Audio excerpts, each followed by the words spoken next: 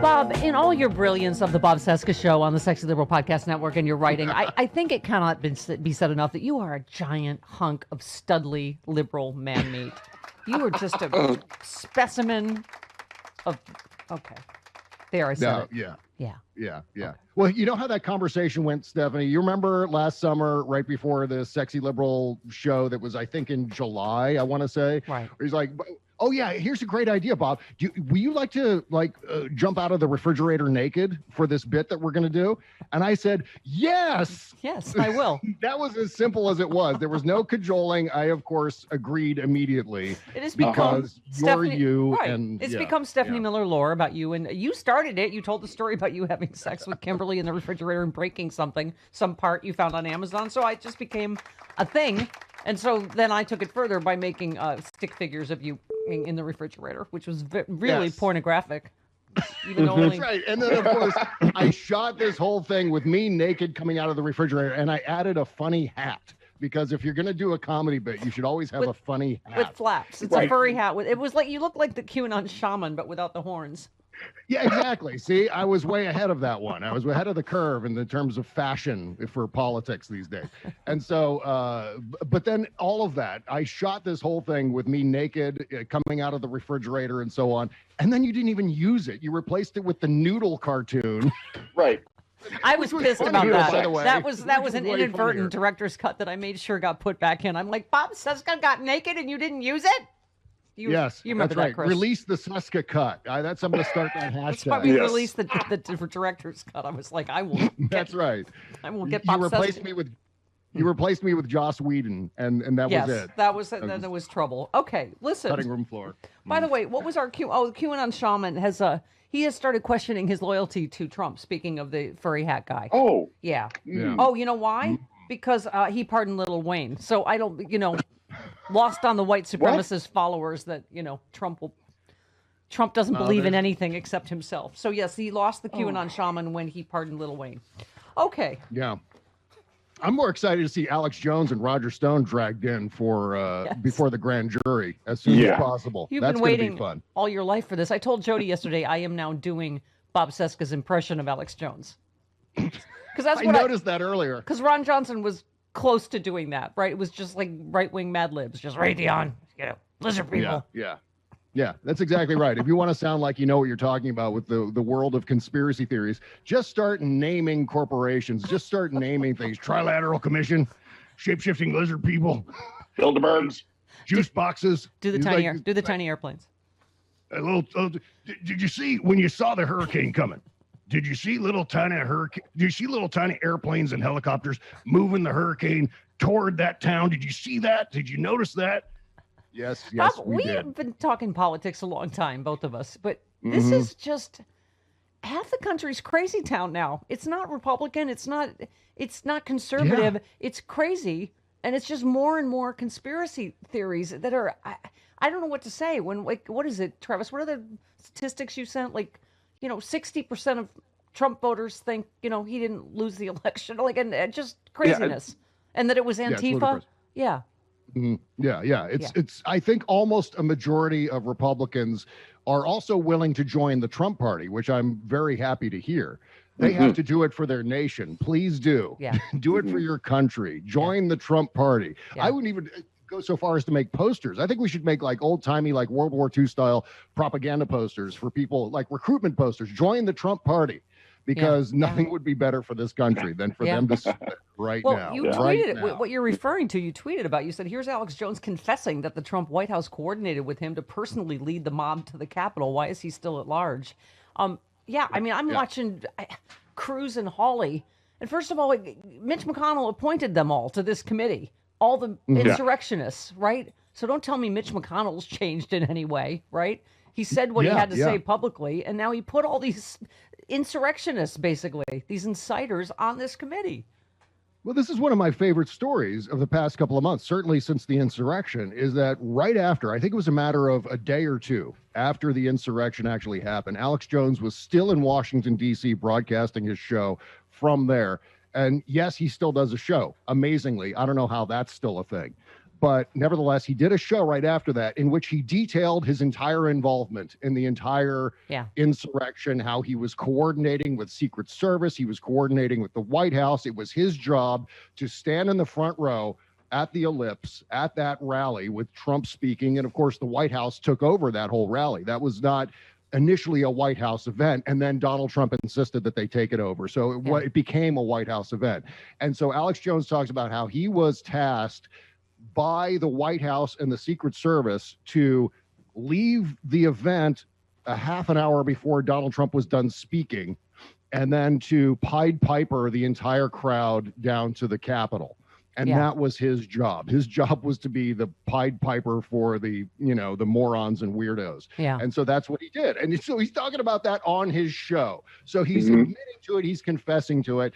I don't know why he's still at large. I don't know why he hasn't already been dragged in front of a grand jury for being one of the main instigators of all of this. And that even sets aside everything that he's been saying since the election on his show to further incite this ridiculousness about the election being fraudulent or whatever Trump is saying. Bob, can I just interject something here? We both, before the break, talked about, the putting together a show technically and otherwise on the budgets that you and I work on. I don't know if you've noticed it. Do you see the movie Airplane where the guy is being disemboweled by the dog behind, in a scene in the living room behind? Yes. Okay, so while this entire interview's been going on, I've had to surreptitiously feed Jamie biscuits because I literally, my left arm is a bloody stump right now. I've been literally being disemboweled by a polar bear and having to buy her off with biscuits so that she'll stop clawing my leg. Okay. So don't tell us. Sorry, I laugh at your misfortune. It was a comical sound. Us 30-year radio professionals. Don't say we can't multitask. Yeah, that's right. And I'm surprised. The way my day went yesterday, I'm surprised there wasn't a dog gnawing on my arm during trying to record my show, because I had all of the technical problems. I not only had internet issues, but I also had, in the middle of it, on a separate computer, the blue screen of death, right in the middle of trying to record the show. So everything literally that could go haywire during yesterday's show. And isn't it weird how really the largest percentage of our audience is apparently radio technical experts that have thoughts on Facebook and Twitter and wherever. I'm like, really? Yeah. Plus, have you had 4 out of 6 of your employees have COVID and you're trying to put together an entire remote broadcast while being disemboweled by a polar bear? You try it, you mother. Okay. Well, at least you've got 6 people. I mean, I was just trying. I had to, it's at one Bob. point, I had now to we have entirely. But go ahead. At one point, I had to reboot Buzz Burbank. It was everything that could go wrong went wrong. Oh my God. Oh, and then I saw another thing, you guys, Chris and Travis, did you see this? We were the subject of a phone into another radio show complaining about their phone into my show, where apparently I cut somebody off because they brought up that Joe Biden. What is this? Joe Biden failed us on the $2,000 a month in COVID. And first of all, I was hitting a hard break, as it's known in radio. Yes. Right. But the entire segment was about being hung up on by the Stephanie Miller Show because they brought up 2000. He never said 2000. He always ran on 1400 in addition to the 600. And I just was not in the mood. Hard break. And I was not in the mood for Joe Biden's letting us down. I was like, Trump is the one who kept suggesting $2,000. Yeah. It's like Ann Archer has just shot, Glenn Close in the bathtub, and you're like, that was not the right kind of gun to use. And I don't feel like you're really, you're not going after the real problem, right? And you left a mess. Exactly. Was it the Jimmy Dore show? I don't know what it was. Listen, we need to break the glass on Carlos Alasraki and get him to stop. Don't drag me into this. Now. All right, He'll also be here in an hour or two. There you go. Let's focus on Bob's happy thoughts on Twitter. You just Don Jr. Why are your eyes so weepy? Okay, I mean we're guessing Coke, but he does just. It's like this is how it was, and this is how it's going. Oh my God. We, He really looks a mess. He is very close to Alex Jones territory. Even his voice is getting super bizarre sounding. Yes. Where he can't control the volume of his voice, the speed of his voice, the pitch of his voice. It's all over the place. Like one point he was trying to say the word sometimes and some came out right, but then the times part was if he was suddenly possessed by Pazuzu or something. Like his head's gonna spin around or something, like sometimes. And it's like, what is that noise? What are you doing? What's wrong with your voice? And I think I'm fairly certain, and I'll throw in an allegedly here. Yes. Cocaine. Cocaine. For those of you watching on Free Speech TV, you can see that Jamie has moved to ripping my right arm off now, having already disemboweled having a bloody stump on the left. She's now. Okay. You don't need hands for radio. Yeah. That's what Sean's for. I've got enough produce to keep paying him to punch the buttons. I shut the door. Do you have something for a tourniquet at least? You can use your hair or something for like the wire for your headphones as a tourniquet. You can't see this, but I'm bleeding. Okay, Bob, here's your other happy thought. You said, I love that Barrett Kavanaugh and Gorsuch screwed Trump with his pants on. Oh yeah, the this Trump is tax great. returns case was fantastic. Yes. The tax returns case. A bunch of the election challenges were turned back by the Supreme Court. Donald Trump got screwed by his own people, the people he appointed to specifically help him out in the event of a challenged election. I mean, this is why they were installed. Certainly, they were from the Federalist Society's approved list, but I think they were also screened in terms of, well, are you loyal? Because that's what Donald Trump did for 4 years. He, no matter how incompetent you were, he was more interested in whether or not you were going to be loyal to him if he appointed you to a particular post. And I'm sure they all said, oh, sure, we're going to do whatever you need, Mr. Trump. That's fine. Yeah. I think, well, they're still awful. Let there be no mistake, but I think they're just trying not to get it. They're trying not to get impeached by us. They're just like, okay, let's just fly under the radar on the Trump things. Who cares about him? And then we'll go back to our awful rulings. Right. Yeah. You said good to have. It feels really good to have some good news all in a row. I know. Good news. You said so. The justices he personally appointed and who were confirmed by nearly every Senate Republican are all part of the witch hunt against Trump. Good Lord. Trump could put his fist through a window and blame the lacerations on the witch hunt.